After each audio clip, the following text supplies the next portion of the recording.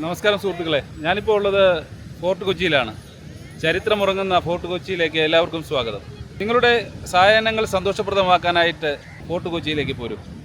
ഈ ഫോർട്ട് കൊച്ചിയിൽ ഒരുപാട് നടന്ന് കാണാനുമൊക്കെയുള്ള വിശേഷങ്ങളുണ്ട്. കൊച്ചിയിലെ പുരാതനമായ പള്ളി പോർച്ചുഗീസുകാർ പണിത പള്ളിയാണ്.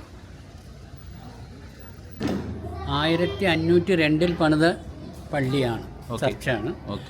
വാസ്കോഡഗാമ പണിതതാണ്. രണ്ടാമത്തെ ഉറവിൽ ഇവിടെ വന്നപ്പോൾ വാസ്കോഡഗാമ പണിത്. പിന്നീട് 1524 വാസ്കോഡഗാമ ഇവിടെ മരിക്കുകയും ചെയ്തു. മരിച്ചു. ഇവിടെ വെച്ചാണോ? അവിടെ വെച്ചാണ് മരിച്ചത്. ഓക്കെ. ഇവിടെ അടക്കം ചെയ്തു. സായാഹ്നങ്ങളിൽ ഒഴിവ് വേളകളിലൊക്കെ ഇവിടെ വന്നിരിക്കാൻ എന്ത് രസമാണെന്നോ. റെസ്റ്റോറൻറ്റുകളും ചായക്കടകളും തട്ടുകടകളുമൊക്കെ സജീവം.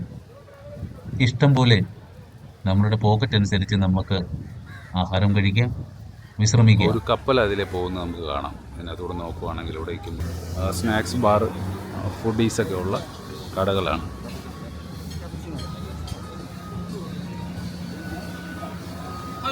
ഹായ്, എങ്ങനെയുണ്ട് ഫുഡൊക്കെ? എങ്ങനെയുണ്ട്?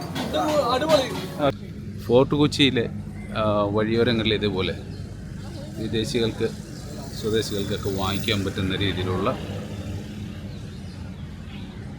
ഒരുപാട് സാധനങ്ങൾ ഒരുക്കിയിട്ടുണ്ട്. കരകൗശല വസ്തുക്കളാണ് അവയിലേറെയും.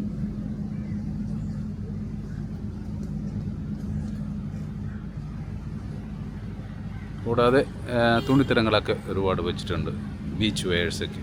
ഇത് നമ്മളുടെ ഗവൺമെൻറ് ഓഫ് കേരളയുടെ ഡിസ്ട്രിക്റ്റ് ഹെറിറ്റേജ് മ്യൂസിയമാണ്, ബാസ്റ്റ്യൻ ബംഗ്ലാവ്. ബ്രിട്ടീഷുകാരുടെ സമയത്ത് അവരുടെ ഭരണസിലാ കേന്ദ്രമായിരുന്നു ഈ ബാസ്റ്റ്യൻ ബംഗ്ലാവ്. ബാസ്റ്റ്യൻ ബംഗ്ലാവിൻ്റെ ഉൾവശമാണ്. അന്ന് ഉപയോഗിച്ചിരുന്ന അടുക്കളയാണ് ഇന്ന് അതുപോലെ തന്നെ സൂക്ഷിച്ചിട്ടുണ്ട്. അടുക്കളയും അടുക്കള ഉപകരണങ്ങളും ഒക്കെയാണ് ഇവിടെ സൂക്ഷിച്ചിരിക്കുന്ന ബാസ്റ്റ്യൻ ബംഗ്ലാവിലെ ചിമ്മിനിയാണിത്.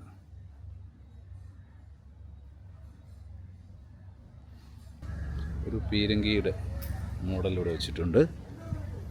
ഫോർട്ട് കൊച്ചിക്ക് നൂറ്റാണ്ടുകളുടെ ചരിത്രം പറയാനുണ്ട്. അതിൽ പ്രമുഖമായ ഒരു മീൻപിടുത്ത ശൈലിയാണ് ചീനവലയുടേത്. ചൈനയിൽ നിന്നും ഉത്ഭവിച്ച ഈ മീൻപിടുത്ത ശൈലി കേരളത്തിലെത്തിയിട്ട് 750 വർഷങ്ങൾ കഴിഞ്ഞു.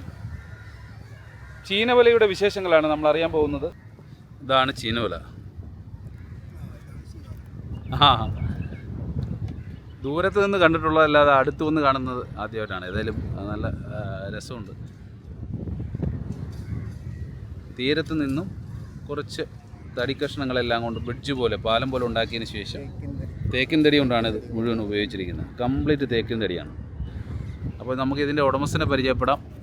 എന്താ എന്താ പേര്? എൻ്റെ ഒരു ജോർജ് ചേട്ടൻ. ഈ ചീനവല എങ്ങനെയാണ് സ്ഥാപിക്കുന്നത്? എന്തൊക്കെയാണ്? 750 കൊല്ലം പഴക്കമുള്ള ഒരു മീൻപിടുത്തത്തിൻ്റെ. അപ്പോൾ ഇതിൻ്റെ ശരിക്കും പറഞ്ഞാൽ ചൈനീസ് നെറ്റാണ്. അവരാണ് ഇത് ഉണ്ടാക്കിക്കുന്നത്. അവിടെ നിന്ന് നമ്മുടെ കേരളത്തിലെ ആൾക്കാർ, പിന്നെ ഇതിൻ്റെ മെക്കാനിസങ്ങൾ എല്ലാം കറക്റ്റ് നമ്മുടെ കേരള ആൾക്കാരാണ് ചെയ്തേക്കുന്നത്. പിന്നെ ഇതിൽ വല വലിക്കുന്നതിൽ നമുക്ക് 130% ഇതിൻ്റെ ഉടമസ്ഥന് പോകും, ബാക്കി 70 നമുക്കുള്ളൂ. അത് ഗസ്റ്റ് കയറിയാലും മീൻ പിടിച്ചാലും ഒരേപോലെ. പിന്നെ ഇതിന് 1 ഇയർ ആകുമ്പോഴേക്കും ഇതിന് മെയിൻ്റനൻസ് ഉണ്ട്. ഈ തേക്കും തടികളെല്ലാം ചില സമയങ്ങളിലൊക്കെ നശിഞ്ഞു പോവും, ഉറഞ്ഞു പോവും, കമ്പിക്കെട്ടുകൾ വിട്ടുപോവും, വല ഡാമേജും കാര്യങ്ങളൊക്കെ ആവും. അങ്ങനെയുള്ള പ്രശ്നങ്ങളൊക്കെ വരുമ്പോഴേക്കും എങ്ങനെയും ചിലപ്പോൾ 1 ലക്ഷം രൂപ ഒരു വർഷം, ഒരു വർഷം 1 ലക്ഷം 1.5 ലക്ഷം രൂപ ഒക്കെ ചിലപ്പോൾ മെയിൻ്റനൻസിന് വരും. അപ്പം അങ്ങനെയൊക്കെ ഇതിനൊരു മെയിൻ്റനൻസും കാര്യങ്ങളൊക്കെ ഉണ്ട്. അപ്പോൾ ഈ വല വിരിക്കുന്ന സമയം എങ്ങനെയാണ്? വല ഇടുന്ന നമ്മുടെ തക്കം സമയമുണ്ട്, ഏറ്റവും ഇറക്കമുണ്ട്, വേലിയേറ്റവും ഇറക്കവും. അതിൽ 2 ഭാഗത്തൊന്നും വെള്ളം വന്ന് നിലവുള്ളൂ, പിന്നെ അങ്ങാടും ആ സമയങ്ങളിലാണ് നമ്മൾ ഇറക്കുന്നത്. ഏത് സമയം? രാവിലെയാണോ വൈകുന്നേരമാണോ? ചിലപ്പോൾ നമുക്ക് 6 മണിക്ക് കിട്ടാം, ചിലപ്പോൾ 9 മണിക്ക് സമയം കിട്ടാം. അത് ഈ ബ്രാസ് ഇറങ്ങിക്കഴിഞ്ഞാൽ ഇത് അങ്ങാടി ഇങ്ങോട്ടുള്ള ഒഴുക്കുണ്ടെങ്കിൽ നമ്മുടെ ഈ ബ്രാസയില് കൊമ്പ്, ഈ 4 കൊമ്പുകൾ ഒടിഞ്ഞു പോകും. അതാണ് നമുക്ക് കൂടുതലും ഇങ്ങനെ നോക്കിയിട്ടുള്ളത്.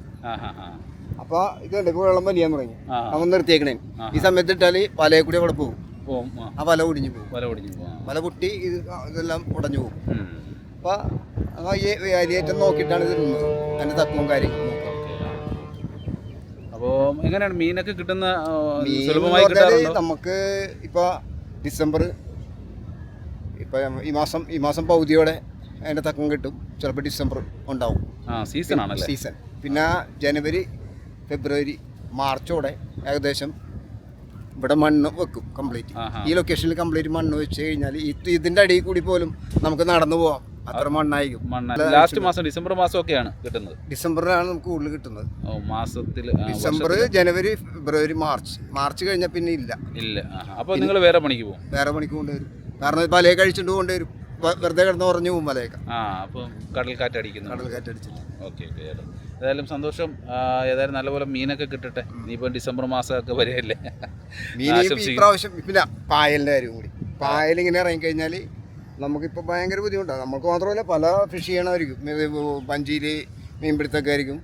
അതിൽ ഭയങ്കര ബുദ്ധിമുട്ടാണ്. കാരണം പായൽ വന്നു കഴിഞ്ഞാൽ നമുക്ക് വിടാൻ പറ്റില്ല. വെള്ളം വെള്ളം നിന്നാൽ പോലും നമുക്ക് ഈ പായലിടാൻ പറ്റാത്ത അവസ്ഥയും. അങ്ങനെയൊക്കെയുള്ളൊരു ബുദ്ധിമുട്ടുകളൊക്കെ ഉണ്ട്. ബുദ്ധിമുട്ടാണ്. പിന്നെ ലക്കിയാണ്. ചില സമയത്ത് നല്ല ലക്ക്. ചില സമയത്ത് നല്ലപോലെ മീനൊക്കെ കിട്ടും. ചില സമയത്ത് തിരുതേം കാര്യമൊക്കെ സുലഭമായിട്ട് സമയങ്ങളിൽ നമ്മൾ 10-12 കൈ വലിച്ചാൽ പോലും മീൻ ഉണ്ടാവും. ഇതിനകത്ത് എന്തെങ്കിലും താത്തി കഴിഞ്ഞിട്ട് എന്തെങ്കിലും ഇതിനകത്ത് തീറ്റയൊന്നുമില്ല. ഈ പല വാഴും അതിൻ്റെ നടുക്ക് ഇങ്ങനെ ഈയുണ്ട്. ഈ ഇതുണ്ട് നടുക്ക് ഈയുണ്ട്. അതിൻ്റെ താഴാനായിട്ട് അതുള്ള ഇതിൽ ഫുഡ് ഇടാൻ പറ്റില്ലല്ലോ. കാരണം ഇതിൽ ഇവിടെ നിലകൾ എന്ന് പറഞ്ഞാൽ അടിവെള്ളം എപ്പോഴും ഒഴുക്കണ്ടാവും. ഇടുന്ന സാധനം വെക്കാൻ പോകും. ഒഴുകിപ്പോവും. തീറ്റയൊന്നും വേണ്ട, അല്ലാതെ തന്നെ കിട്ടും. ഭാഗ്യം വെള്ളത്തിലെ പണി എത്ര ഉള്ളൂ. ഓക്കെ. ശരി, വളരെ നന്ദി ജോർജ് ചേട്ടാ. ഫോർട്ട് കൊച്ചിയുടെ സായാഹ്നങ്ങളിൽ ഇതേപോലെയുള്ള പേവിംഗ് ഡേയിലൂടെ നടക്കുമ്പോൾ മനസ്സിന് വളരെ ആശ്വാസം തോന്നും. സൂര്യാസ്തമയം കണ്ടുകൊണ്ട് നമുക്ക് നടന്നു പോകാം. പോപ്കോണോ കടലയോ കുറച്ചുകൊണ്ട് ഒത്തിരി നേരം ഇവിടെ നമുക്ക് ചെലവഴിക്കാം. ഫോർട്ട് കൊച്ചിയുടെ വൈകുന്നേരങ്ങളിൽ സജീവമായ കടകളും ചെറിയ സ്റ്റോളുകളും കൊണ്ട് സഞ്ചാരികളെ ആകർഷിക്കുന്നു. ഭക്ഷണ സാമഗ്രികൾ മുതൽ കരകൗശല വസ്തുക്കൾ വരെ ഇവിടെ വിൽക്കപ്പെടുന്നു എന്നുള്ളതാണ് പ്രത്യേകത. ഒരുപാട് ആളുകളാണ് വൈകുന്നേരങ്ങളിൽ ഇവിടെ കറങ്ങാനായിട്ട് വരുന്നത്. ഡച്ചുകാരുടെയും ബ്രിട്ടീഷുകാരുടെയും പോർച്ചുഗീസുകാരുടെയും ഒക്കെ കഥ പറയുന്ന ഈ ഫോർട്ട് കൊച്ചി എപ്പോഴും ഒരു ചരിത്രം പറയുന്നതായിട്ട് നമുക്ക് തോന്നും. കഥകൾ പറയുന്ന ഫോർട്ട് കൊച്ചി, കപ്പലിൻ്റെയും ചങ്ങാടങ്ങളുടെയും കഥ പറയുന്ന ഫോർട്ട് കൊച്ചിയാണിത്.